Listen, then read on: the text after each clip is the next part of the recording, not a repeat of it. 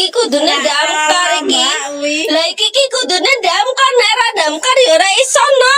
Few moments later. 괜찮아요. 괜찮아.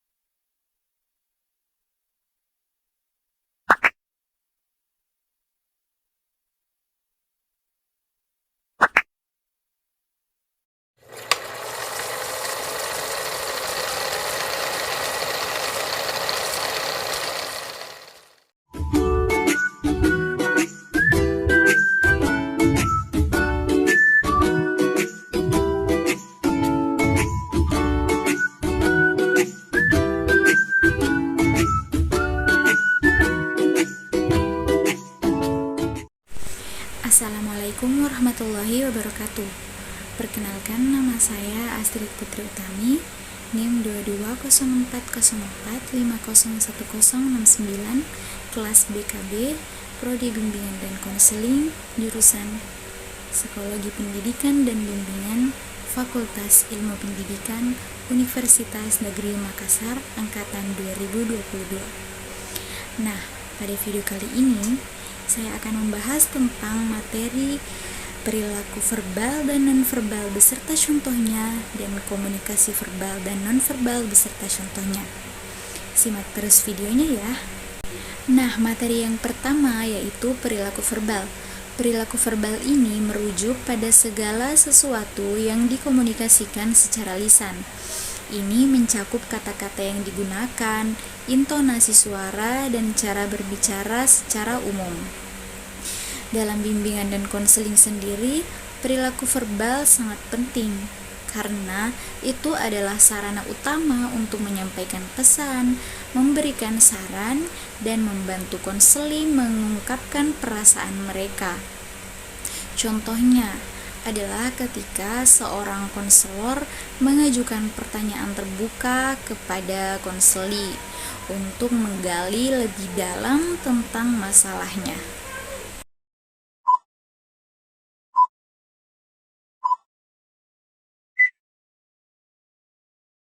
Bagaimana kabar Nainal hari ini? Alhamdulillah, kabar saya hari ini sehat-sehat aja, Bu.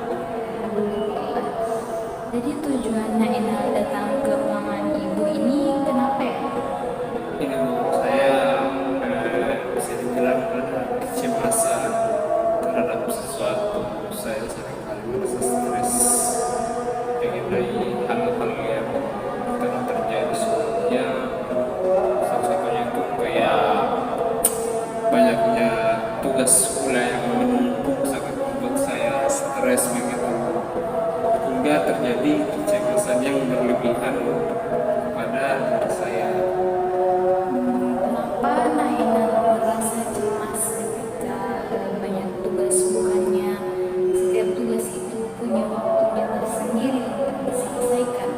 Begini Bu, saya terkadang itu sulit untuk mengatur waktu saya. Saya kadang kerjakan tugas itu mendekati deadline-nya. Jadi ketika tugas sudah ditutup, akhirnya saya stres. Dan saya tercipta kecemasan yang berlebihan. Kadang saya kayak misal di kelas tidak fokus, atau kadang kalau sedang melakukan sesuatu juga tidak fokus.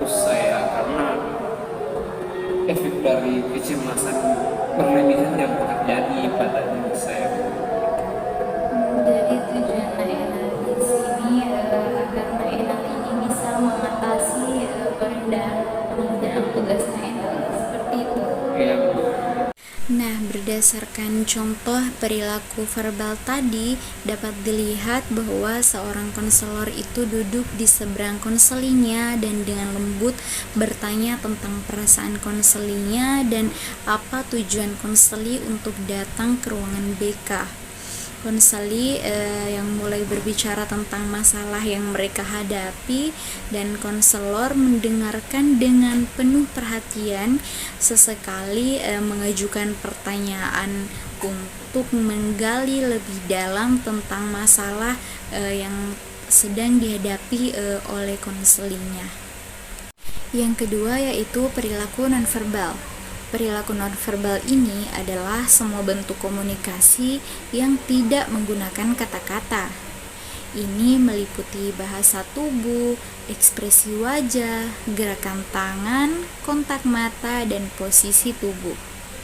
Dalam konteks bimbingan dan konseling, perilaku nonverbal ini juga seringkali memberikan petunjuk penting tentang perasaan atau keadaan emosional konseli. Bahkan ketika mereka tidak mengatakannya secara langsung. Contoh konkretnya adalah ketika seorang konselor menyadari konseli mereka ini mengalihkan pandangan atau mengepalkan tangan saat membicarakan topik tertentu yang mungkin menunjukkan ketidaknyamanan atau ketegangan.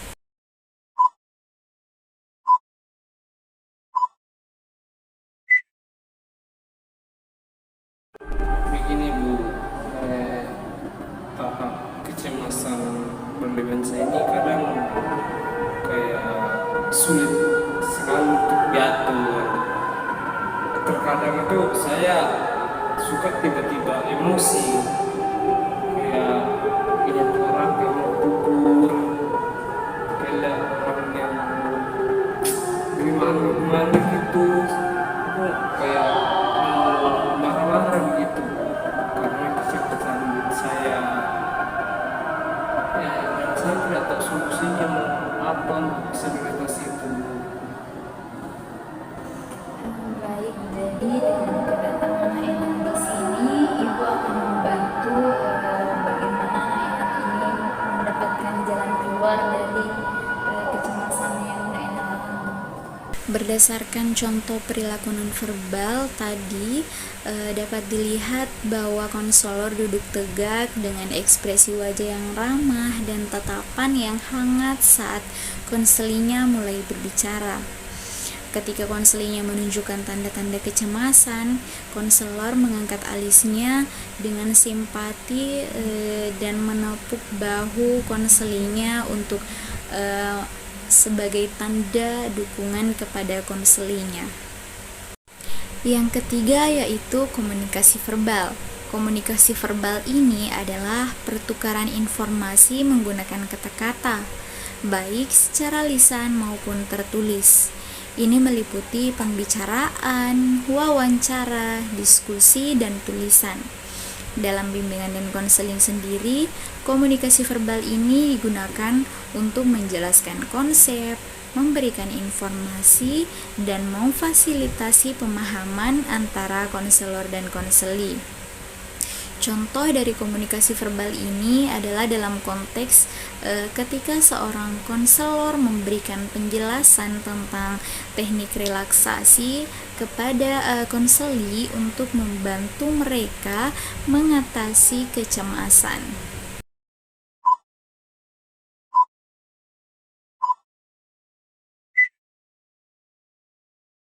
Jadi berdasarkan apa yang Naenal tadi bicarakan, mungkin Naenal bisa melakukan tugas-tugasnya dari tugas yang menurut Naenal bisa Naenal kerjakan dulu biar tugasnya nanti tidak menumpuk.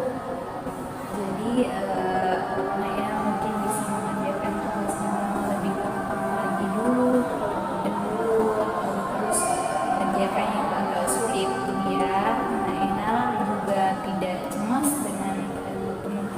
tugasnya ini. Iya. Terima kasih atas sarannya. Sarannya kan saya coba lakukan mungkin. Minggu depan saya akan kembali lagi untuk memberikan hasil dari sesi konseling kita hari ini.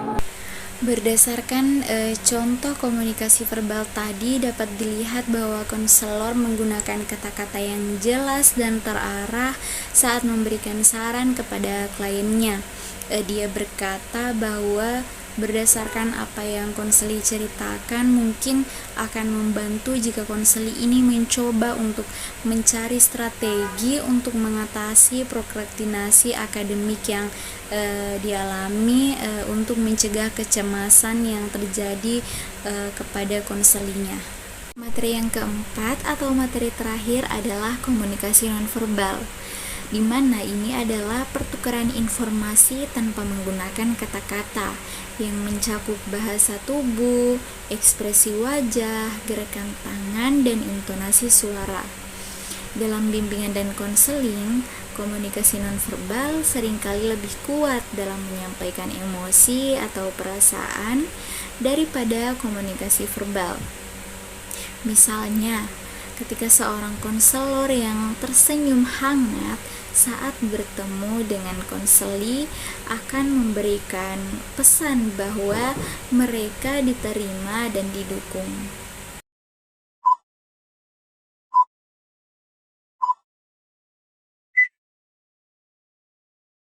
Ini sekarang ini saya sedang mengalami kecemasan yang berlebihan. Bahkan saya akhir-akhir ini sedang stres karena banyaknya tugas yang menumpuk. Dan akhirnya saya seringkali tidak fokus bila dalam kelas, merasa tidak fokus. Kegiatan di luar kelas pun juga sama gitu. Itu diakibatkan saya seringkali memikirkan tugas-tugas saya itu begitu yang sudah menumpuk banget begitu. Dan akhirnya kecemasan berlebihan saya ini, saya tidak mengetahui bagaimana cara mengatasi kecemasan saya ini. Akhirnya saya memutuskan untuk datang melakukan sesi konseling ke ibu untuk dapat menemukan cara saya untuk dapat mengatasi kecemasan yang berlebihan ini. Itu. Berdasarkan contoh komunikasi nonverbal, dapat dilihat bahwa konselor duduk berdampingan dengan konselinya dan sesekali mengangguk atau tersenyum sebagai respon terhadap apa yang dikatakan konselinya. Ketika konselinya menyampaikan pengalaman emosional yang sulit, konselor mengangguk dan tersenyum sebagai bentuk dukungan dan empati tanpa mengucapkan sepatah kata pun. Itulah tadi penjelasan dari saya mengenai materi perilaku verbal dan nonverbal beserta contohnya, dan juga komunikasi verbal dan nonverbal beserta contohnya. Penting untuk diingat bahwa baik perilaku verbal maupun nonverbal, komunikasi verbal maupun nonverbal sangat berkontribusi secara signifikan terhadap efektivitas komunikasi dalam konteks bimbingan dan konseling. Karena memahami dan mengakui kedua aspek ini dapat membantu konselor dan juga konseli menjalin hubungan yang lebih baik dan memperoleh hasil yang lebih positif dalam proses konseling. Semoga video ini dapat bermanfaat untuk kita semua dan juga untuk saya pribadi. Kurang lebihnya mohon dimaafkan. Wassalamualaikum warahmatullahi wabarakatuh.